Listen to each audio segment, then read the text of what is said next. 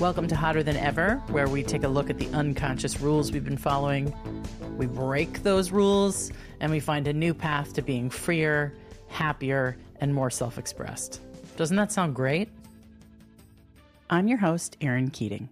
Today we're going to be talking about pleasure. Why are we talking about pleasure today? Because people don't talk about pleasure in the course of everyday life, especially women. I don't think we talk about pleasure and the role that it plays in our lives and what it means to have it and what it means to not have it, what it means to pursue it. We hear the phrase pleasure seeking, and it always feels a little pejorative.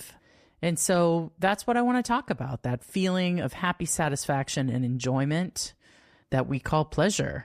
Where does pleasure come from in your life? We hear about the small pleasures, right? The like sitting out on your deck and drinking a cup of coffee and watching the birds in your backyard before your busy day starts. When we think on the deeper, darker end of pleasure, we think about sex, food, alcohol, cigarettes, tobacco. I think we think about pleasure in the same thought that we think about vices. And I'm not sure that all pleasures are vices or all vices are ultimately pleasurable. What's on the line here in this conversation about pleasure is that women, I think, and I'll speak from my own experience because that is the only fucking thing I know. When I was deep in the throes of the unhappiest time of my life, that looked like the happiest time of my life from the outside, when I had little kids and a crazy intense job and a marriage that wasn't working, I really did not prioritize my pleasure. And, what I was focused on was getting shit done. I think many of us can relate to that. What we're focused on is what we're committed to, what we're obligated to, the deadlines and the goals and the more immediate needs of raising children. And inside of a marriage that isn't working, there may not be, much pleasure at all in terms of affection or touch or sex. And I think it's just worth looking at all of it. I think when we don't prioritize our pleasure, our happiness and our joy suffers. And I often feel like women are holding on so fucking tight to the things in their lives that they aspired toward, that they wanted so badly, that they worked at, that they, the marriage and the children and the career, that sometimes pleasure ends up taking a back seat. And so that while we have all this stuff on the outside, inside of it, we are not enjoying ourselves. And I wonder what it is that we are afraid will happen if we take a second to slow down and think about what would please me in this moment? What would give me pleasure tonight, this weekend, this year? We plan our vacations, we plan our special occasions, but what is the experience of pleasure that we're having on a day-to-day basis? For me, I was so focused on all of the things that I was committed to that my life was really about duty and obligation and commitment and accomplishment. And inside of that, a job well done can give you pleasure. A dinner with a girlfriend where you really connect can give you pleasure. A meal, a dessert, a glass of wine, something sublime in your mouth can give you pleasure. For me, my marriage did not contain sex, but I also did not pleasure myself. I did not give myself pleasure on a regular basis, as I felt so disconnected to the part of myself that put that at the center of my life. I felt so far from that. And, what happened is I blew my life up. That's going to be a refrain you hear a lot in this podcast. But, I got very sick with COVID. I turned 50. My marriage finally expired. Praise be to whoever helped me with that from above. And I started to realize that my life was geared around all these obligations and not at all about what was actually going to make me happy, what was actually going to deliver what Epicurus, who was a Greek philosopher, who you might recognize the name around the word Epicurean, which has to do with enjoying food. He said that pleasure is freedom from pain in the body and freedom from turmoil in the soul. I would go so far as to say it's more than freedom from pain, because that's a neutral state, but it is some sort of euphoric or happy dopamine hit that you feel in a lot of different contexts if you're tuned into it and if it's a thing that you prioritize. I always think about like Nigella Lawson. She's so sexy, cooking in the kitchen. There's like beautifully art directed shots of her, stirring a bowl of cake batter and then licking her finger. And you could just see like she took so much pleasure from the work that she was doing. And part of that is a sort of connectedness to sensuality and the things we do because they feel good to do them. It's interesting. I mean, I feel that I took pleasure off the list of my priorities. It had been on the list of my priorities, certainly as a younger person. Certainly, I thought of myself as a bit of a hedonist. I now know that to be totally true. I am a hedonist. I seek pleasure, and I want more and more and more of it, especially in the food and sex areas of pleasure. But I judged myself for that a lot as a younger person. And then somehow the pendulum swung and I found myself totally disconnected from that.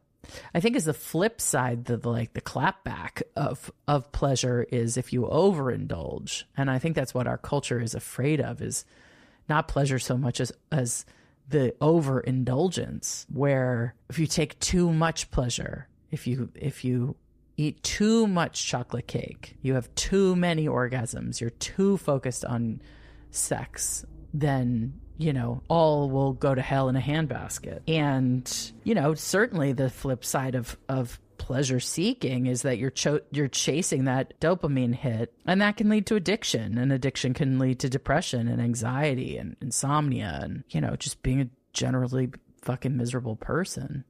And, there is a line for all of us to find, but I don't think we walk up even close enough to it. I don't think we walk around in our lives thinking, what would give me pleasure right now? I think we think, okay, I'm going to order my lunch.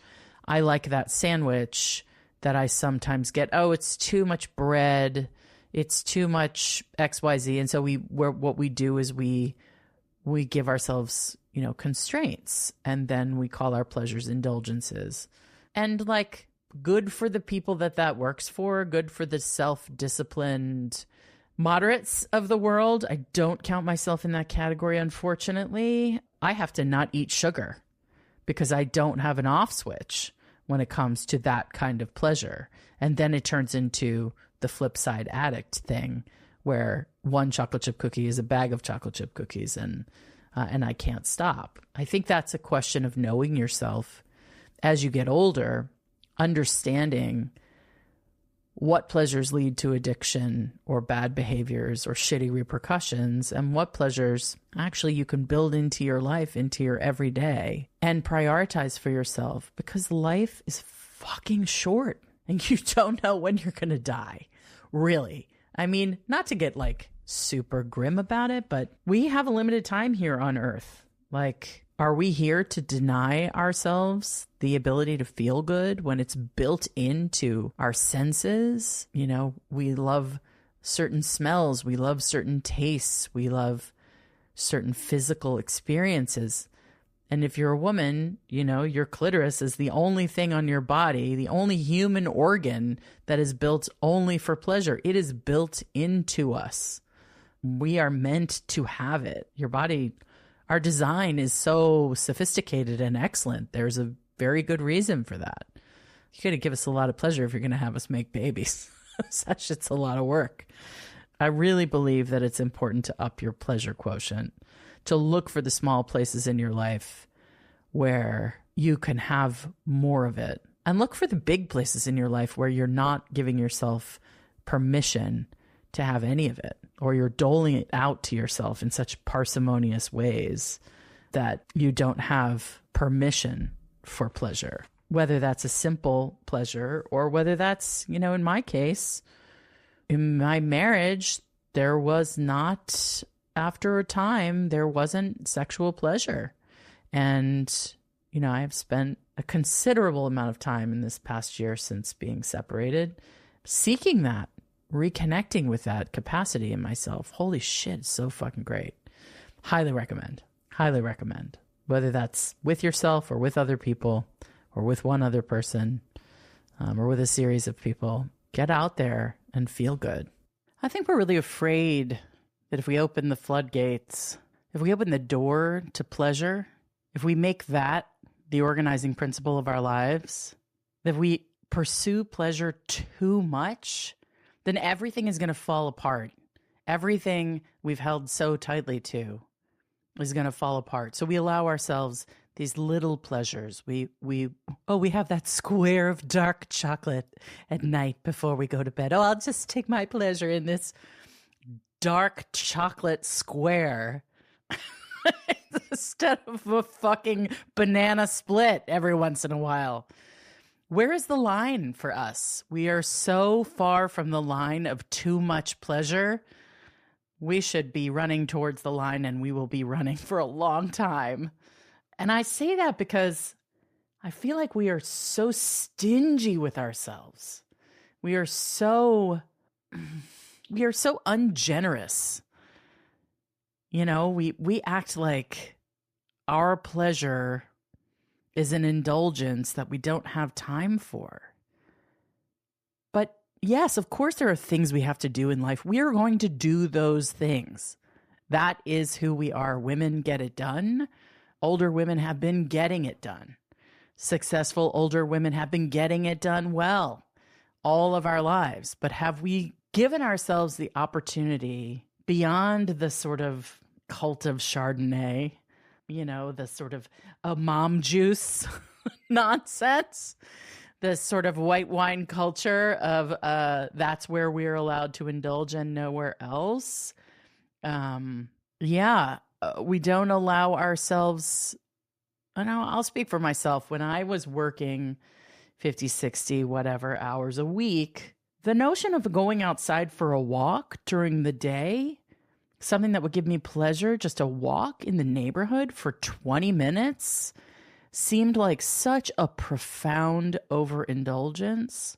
Today, if I want to take a fucking walk, I'm taking a fucking walk. Today, if I want to stop and get in a hot tub naked in the middle of the day, I'm going to do that because I'm working from home and I live in Southern California, and that is one of the great pleasures of life in Southern California.